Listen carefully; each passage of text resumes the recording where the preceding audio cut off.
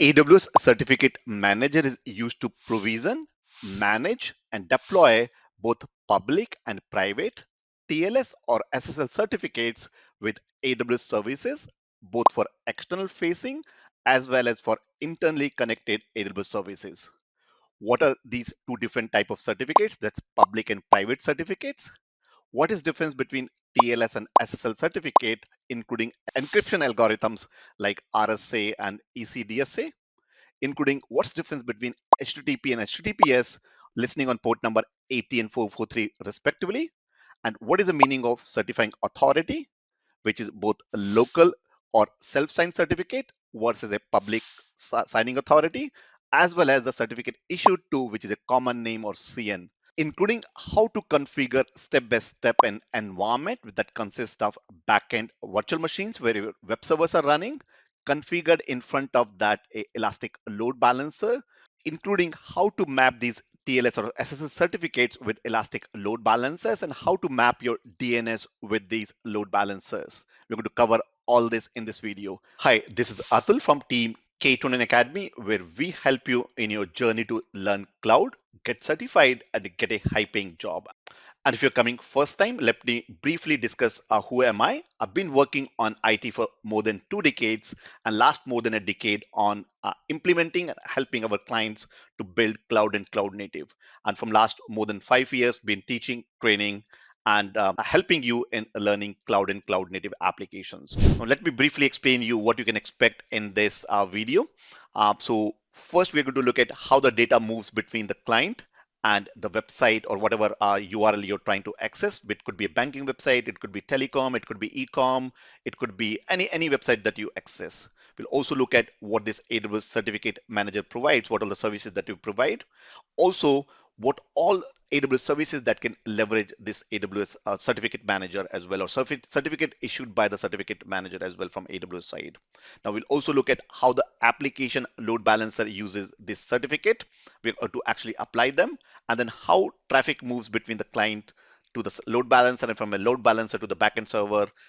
Different way you can have SSL between client to the server and from this load balancer, and from load balancer to the backend you can have either SSL or non-SSL as well. You'll also learn about creating a two EC2 machines and put them into a target group so that this target group then will be attached to the load balancer. We'll create an internet facing load balancer and forwarding request, the load balancer then in turn forwarding request to these backend target groups as well. We'll create a domain name and then map this domain name to the Elastic load balancer that we've configured as well. We'll also create a TLS and SSL certificate or TLS or SSL certificate using AWS Certificate Manager, and then for the domain name that which we bought earlier.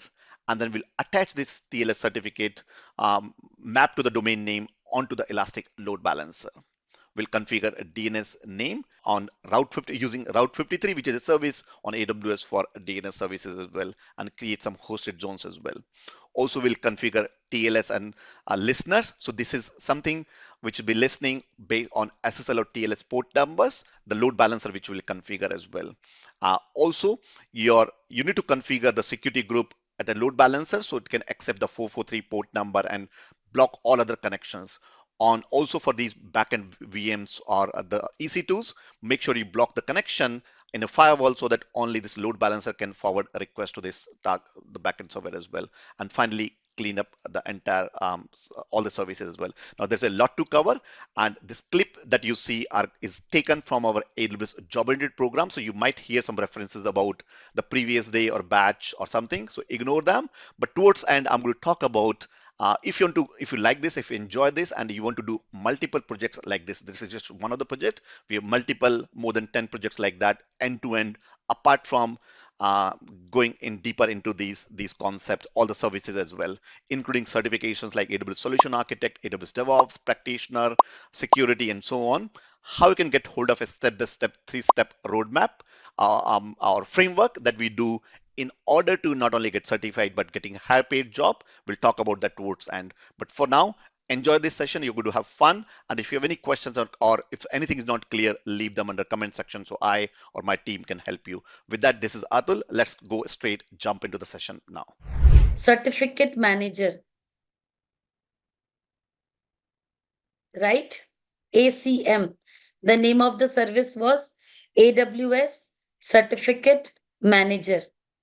So today is the day when we will be able to perform the practical for our AWS certificate managers.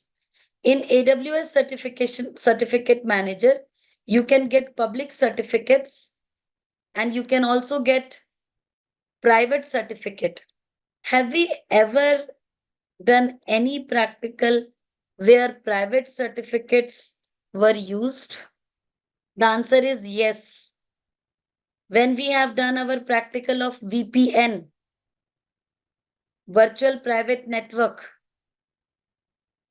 we have created and uploaded the certificates. Yes, we have created and uploaded the certificates in the portal ACM, where these private certificates were the certificates that were created by us by creating a local certificate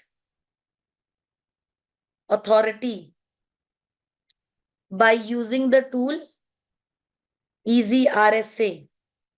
I have told you that you can create a certificate authority in AWS, which can give you these private certificates, but then it is very expensive. So what we will be doing is we will actually use a open source certificate authority. Easy RSA was used by us, where we have created the certificates by this tool and have uploaded it in AWS certificate manager and have used them for our VPNs practical. Okay. Today we will be understanding about the public certificates also. So public certificates are the SSL TLS certificates that is usually used with the websites. Whenever you are accessing any website, till now we were accessing it over http://www.awsinindore.com. That was the URL that you were using till now, right? But the biggest issue with this URL is this part, HTTP. HTTP means that whenever the system, like this, my laptop, has opened this website over here, which is a website. So whenever a user writes this URL in the browser, www.awsinindore.com, and suppose say this particular URL is a e-commerce website that you are accessing. Although mine was not an e-commerce website, but suppose say this was an e-commerce website that I have opened on my laptop and I have added few items in the cart and now I will be paying for the or placing the order for my required thing. Now, when I am placing the order, I am providing a lot of personal information, right? The first and the foremost information that I am providing is my mobile number, which will be used in case any update related to my item that will be shipped has to be given. So first is my mobile number. Second is my address, because address is there over here. Third thing is that obviously when you are placing the order, you will be logging in into the application. So your login details like username and password. And on top of it, if you are doing an online transaction, your debit card details will be shared, like your card number and CVV details. Everything will travel over the internet because you will be basically giving all this information to the application and then you will click on submit. As soon as you will click on submit, your information will travel over the internet to reach out to this server. And then the rest of the activity will be performed by the EC2 instance, which has been deployed behind this URL. So that is fine. But when the information is traveling from my system to this server, I am traveling over the risky area internet, where there could be some users who may capture the packet which is traveling over the internet. And if they capture this packet, they will be able to see my mobile number, address, my login details like username and the password, my debit card number and CVV number. Everything will become available to this user. And I will not even know, because what they will do is they will copy my packet and then read it. My packet transmission will be smooth. I will not get any kind of disturbance in my packet which is being transmitted. But now this person has my details, which is very risky. So what I want is that whenever the information is traveling over the internet, the information should be traveled in such a way that it should not be readable by unwanted users. So what we do is we can make this session between my server and the machine on which the website is getting opened. We can make this session encrypted. That means whatever information is traveling or being exchanged between the system and this application server. So suppose say this was my e-commerce website that I was talking about.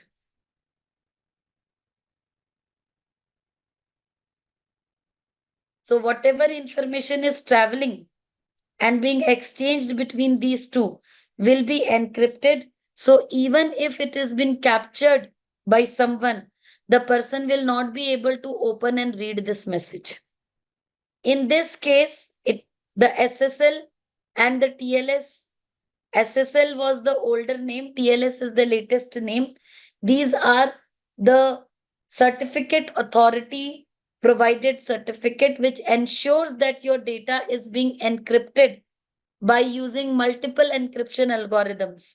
So at the time of purchasing the certificate, you can choose the encryption algorithm that will be used. So then all the transaction that is happening between the end user and the server will go encrypted on the internet, which will make the transaction secure. For doing that, you need to buy a SSL or a TLS certificate from the service provider. It could be GoDaddy or somewhere. In fact, you can get it from Amazon also. And then that certificate is required to be deployed on the server. You need to install this certificate on the server. As soon as you install the certificate on the server, your website will start using port number 443 rather than port number 80, which was the port number for HTTP. Now your web service will be accessible via this port number, which is a port number for HTTPS. That means HTTP secure. So once you install the SSL or TLS certificate on your server, your website becomes HTTPS enabled website, and you will be now accessing your website over port number 443 rather than on port number 80. So then the user will be required to hit the URL of the website with the HTTPS protocol. HTTP and HTTPS is the protocol, and SSL and TLS are the certificates which you need to deploy, which will make the communication encrypted. Now, The AWS Certificate Manager lets you get these public certificates. And the beauty is that you will be able to get them for free. No charge to be paid for it. Whereas when you buy these certificates from any other service provider, the certificates will give you a certain amount of charge, like maybe from 2,500 rupees till to 7,000 rupees per year. That is the charge that you need to give. With AWS Certificate Manager, you will be able to get this certificate for free, but the limitation over here is that it can be deployed on only certain services like ELB, CloudFront, API Gateway. This certificate cannot be deployed on the server directly. If you want to get the public certificate for free from Amazon via AWS Certificate Manager, then you need to make your environment enabled with either of these things. Then only the certificate can be used, because these certificates cannot be deployed directly on your EC2 instance. The certificates which are purchased from Amazon can be deployed on the application load balancer. So suppose say if you have got an application load balancer. So suppose say if you have got an application load balancer in your environment, which is having a target group created, and the target group is holding certain servers as members. So these are your EC2 instances which are behind the target group. Let me copy and create the instances like this. So suppose say all these servers are members of this target group. This kind of setup you have already created. And via this setup, you have launched your e-commerce website. Like for an example, Amazon.in or .com. The purchasing website has been hosted on these machines. Now, whenever the application load balancer listens the traffic at port number 443, you can configure a rule for this load balancer to forward the traffic to the target group at port number 80, which in turn will be forwarded to the servers at port number 80. So till the time your traffic is traveling over the internet, that means when the user opened the website www.amazon.com, his traffic traveled via the internet up till the load balancer. Till here, the traffic was encrypted. The application load balancer will terminate the session over here, and then forward your traffic is traveling in unencrypted format. It is traveling over port number 80. So you can deploy the SSL certificate purchased from AWS on this application load balancer, so that the DNS of this application load balancer is now accessible over HTTPS. This load balancer will not respond to port number 80. It will respond to port number 443. This kind of setup you can create for any organization. So how can we achieve that? Let us go to our AWS console. There, let me log in. So I have written the wrong spelling. So I will be logging in my console. Easy RSA is for private certificates. And the one which we are doing is for public certificates for the websites. The Easy RSA was for the private servers like VPNs and all that we were using. Over there, you use those certificates. So now I am already there in London. I went to the EC2 dashboard from where I will launch a instance. Obviously, I will be launching it with my AMI that I have created. So let me launch it with that. So I'm creating the web servers. So I will make sure that the AMI that I'm using is the Fossil IMG T2 Micro. The key pair I will use any.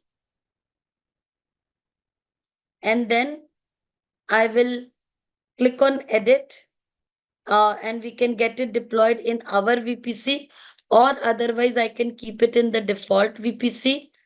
We can choose a security group. So let's keep the security group as default, where 30 GB storage is being provided. Let me launch 2 servers in one time, and I am launching this instance. So now you see we have got 2 servers which got created. Both of these servers can be kept behind the load balancer, and you know how. So what do you need to do is you need to create a target group. Like this is my target group of yesterday. I can actually go and register targets in this target group itself.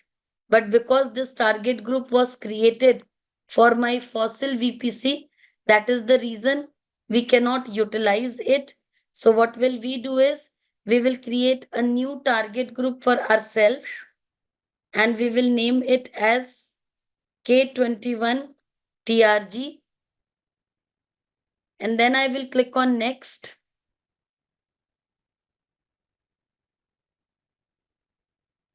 I will add these 2 servers in the target group, and then I will go to the load balancer where we are already having a load balancer that we created yesterday. So I'm going to delete that first, and then I will create a new load balancer with name K21 ELB, which is an internet facing load balancer. In the default VPC, I will choose all the 3 subnets over here, 2A, 2B, 2C. And we will say that whenever the traffic is heard at port number 80, it will be forwarded to the K21 TRG. This is how we can deploy a elastic load balancer. You know it very well. Now, what do I want is, I want that this setup should have HTTPS enabled. Now, for that, what we need to do is we have to define, or we need to get a domain name for ourselves. And why do we need that? Because whenever you need to buy a SSL certificate, you need to have a valid domain name with you.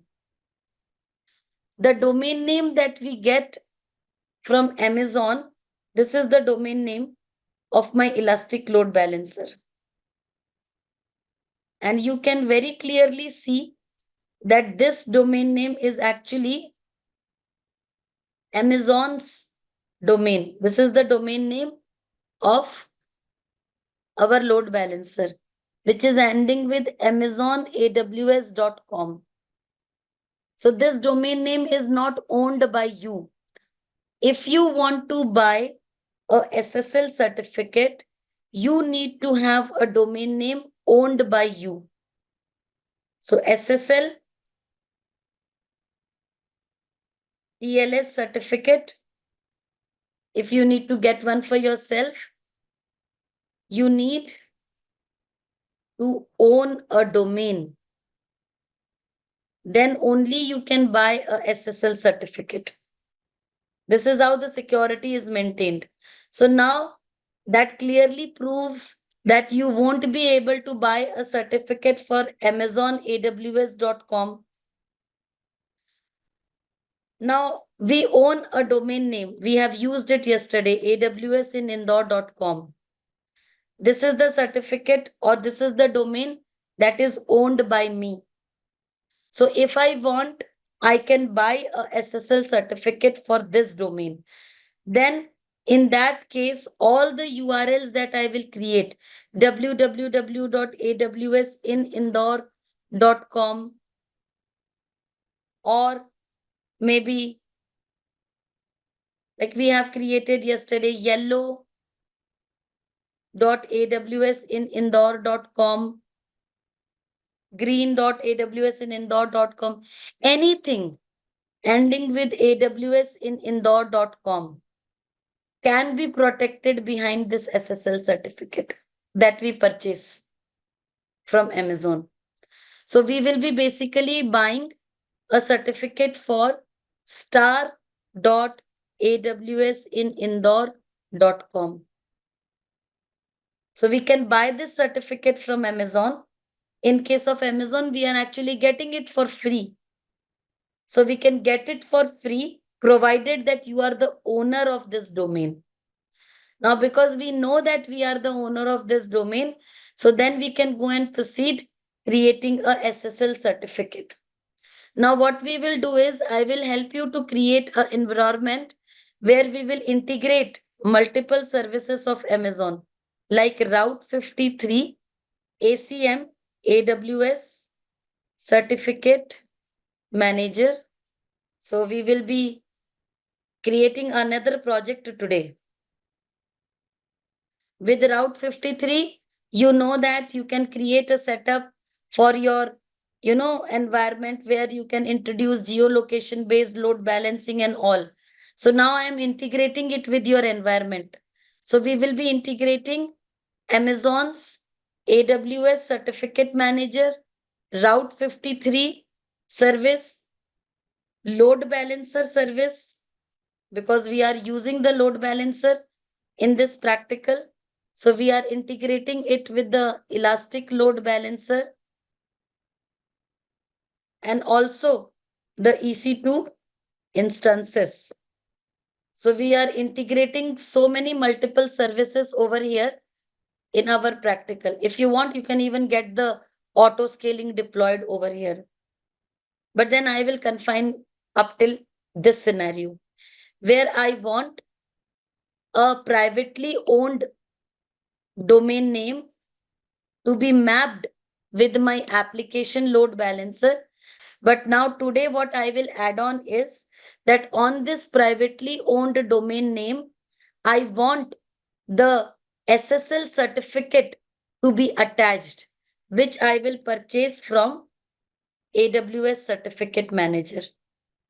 So I will be getting a SSL certificate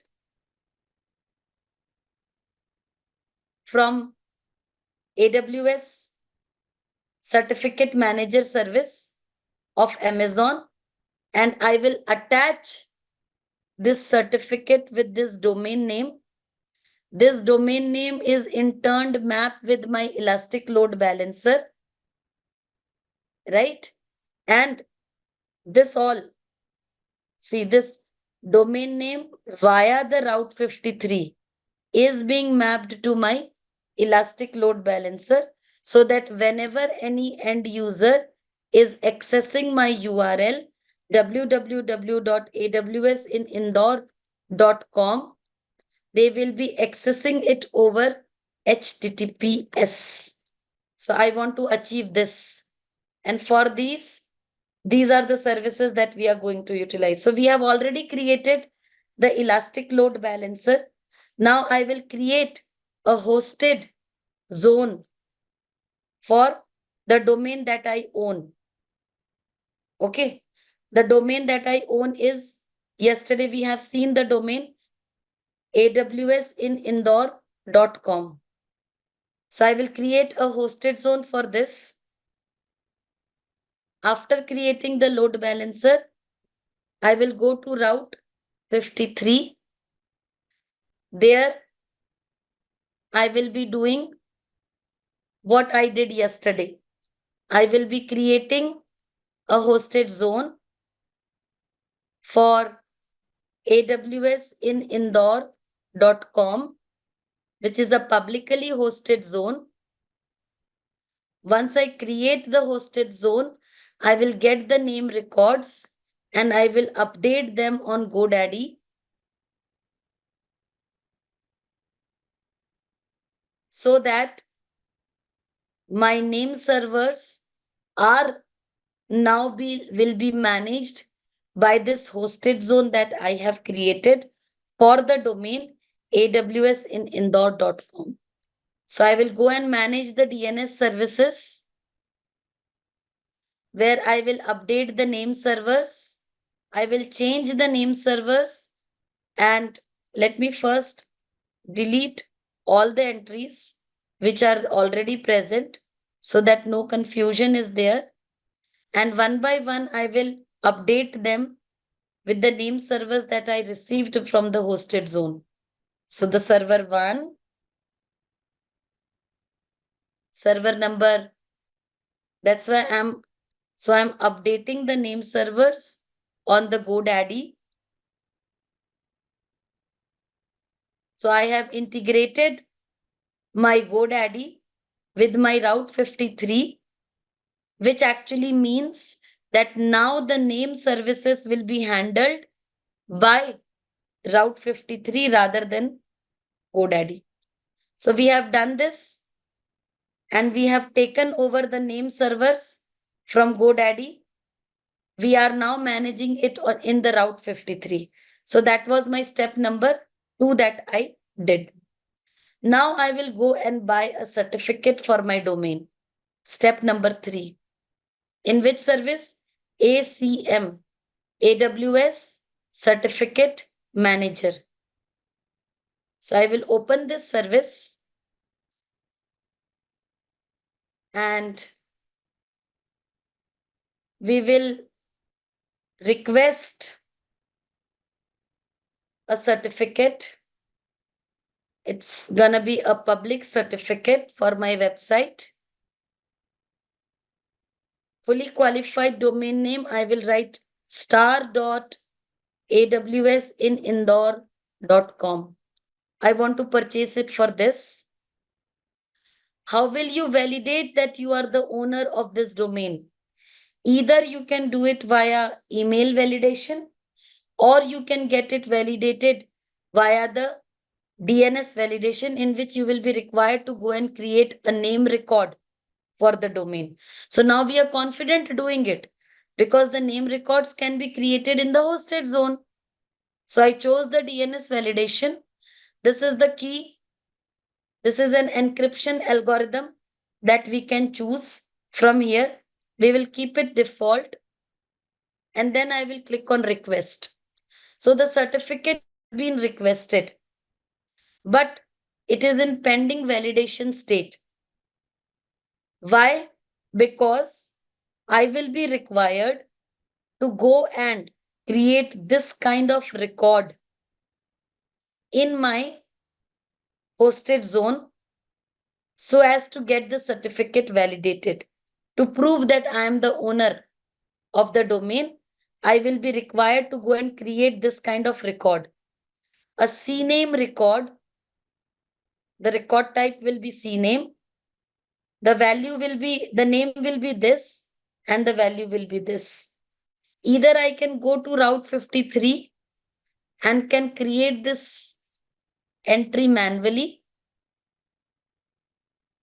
or otherwise you can click on create records in Route 53. So it will automatically search for the hosted zone with this domain name and will create this record.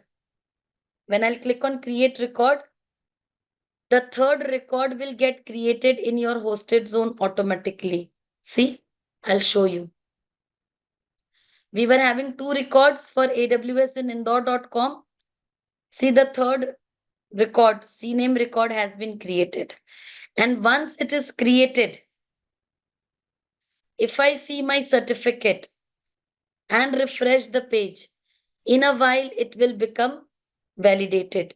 It is still in pending validation, but once the record entries has been pushed, my certificate will become valid in a while.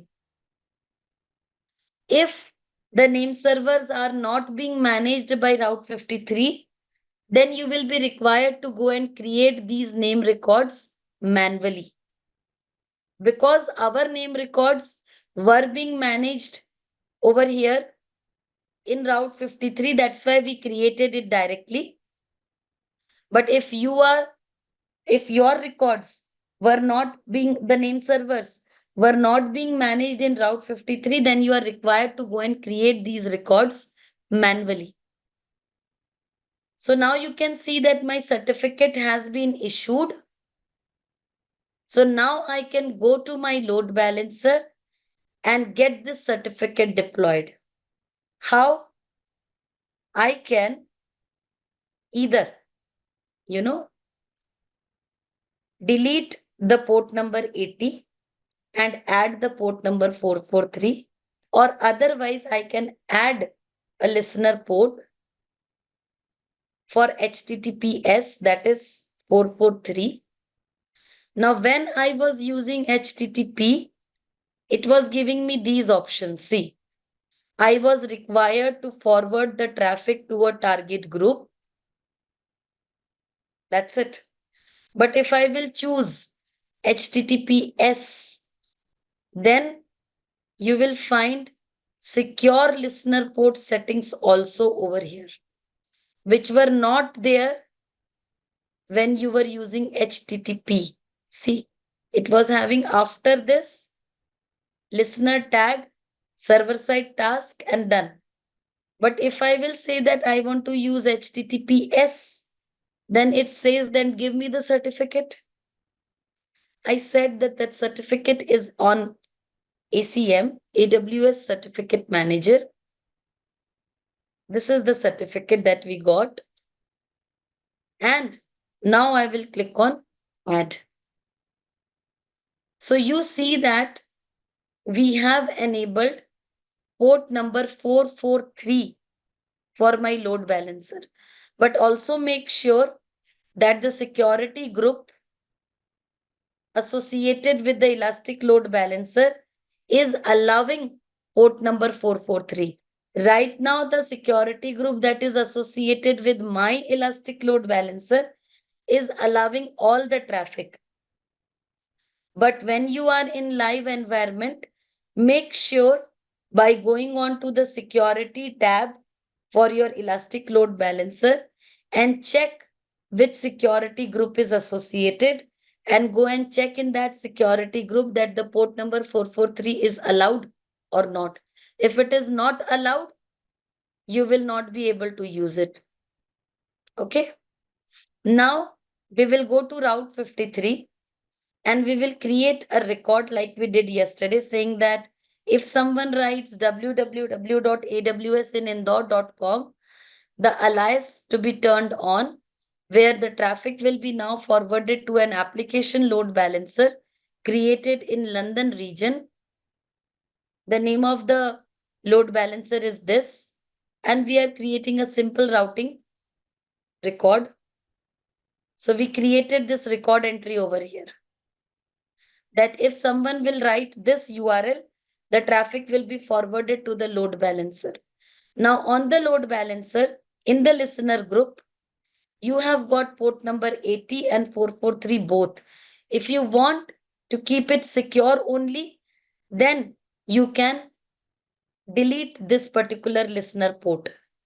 You will say that now no longer my Elastic Load Balancer will listen to port number 80. It is only 443 that my load balancer will now respond to.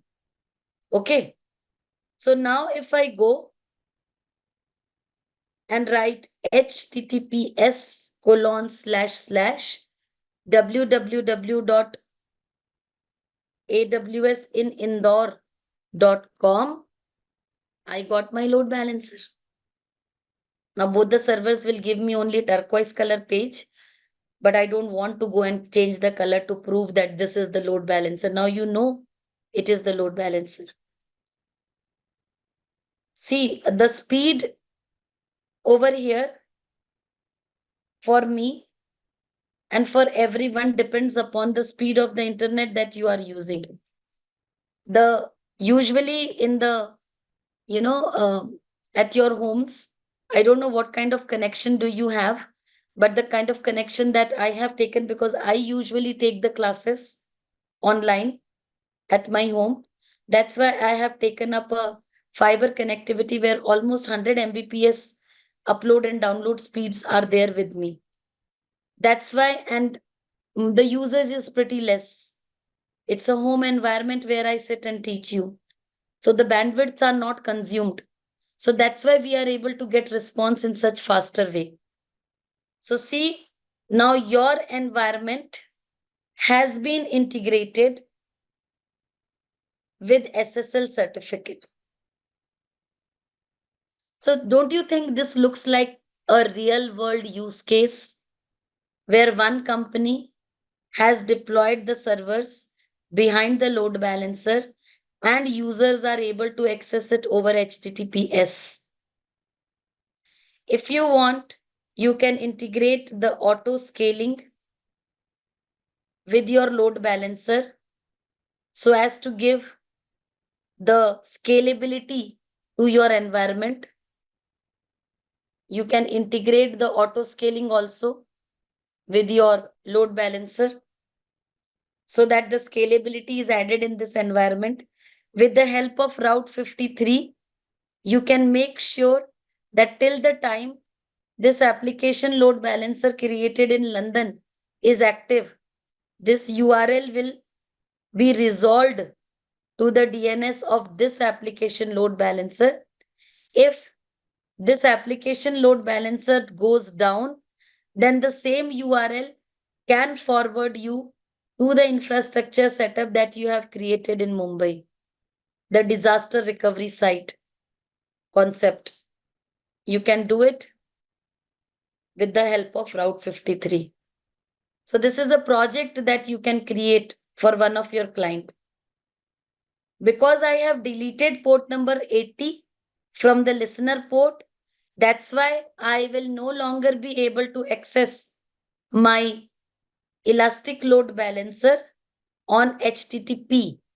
TikTok, TikTok, TikTok, it will not work. I will only be able to access it over HTTPS, which will make my connection secure. Earlier, you were able to see a red colored line on this lock like this. Now that line has been removed and your connection is secure. It has been verified by Amazon that your certificate is valid. And this is the encryption algorithm that you are using.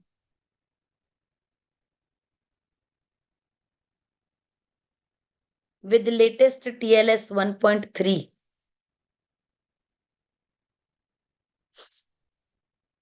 Okay. To do the cleanup for the same, what will you be doing is, first of all, go and delete your infrastructure that you have created, like go and delete the servers, the load balancer,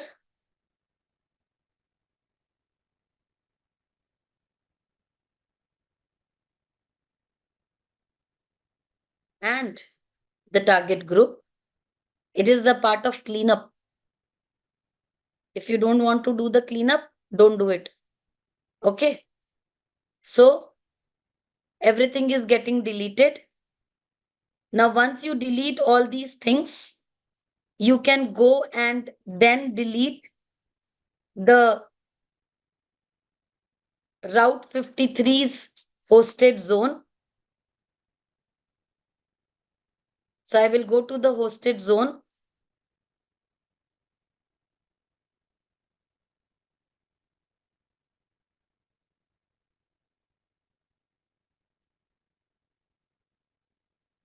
To delete the hosted zone, I will be first required to delete the additional record entries that we manually created. So we have created this and this record. Those two records has been created additionally by us after creating the hosted zone. So I will delete them and will click on delete zone so as to delete my hosted zone. Once my hosted zone has been deleted, make sure you go to the certificate manager and delete this certificate also. There is no charge for getting the certificate, but keeping it in cloud will give you $1 charge. So I will $1 charge per month that will be there. So I deleted the certificate also. So now the cleanup has been done for the practical. Hey, if you like this video and would like to learn how to get a high paying job on AWS Cloud, even as a beginner, or if you're already working in cloud and would like to know how to get at least 30% hike minimum, then I would like to invite you for a free class that I'm doing where we take you onto a journey and give you the complete roadmap and including our three-step framework to get a high paying job in AWS Cloud. I'm also going to give you all the complete roadmap, including the hands-on lab and the project work you should be doing. Also, some of the common mistakes you might be doing that's stopping you from getting it your dream job, whether you're applying and not struggling to get interview calls, or if you're appearing in the interviews and not getting those jobs as well. If you're interested, go to this URL k2academy.com/AWS02. It's completely free class. Enter your name, email address, phone number, and click on enroll this free class to see you in this free class.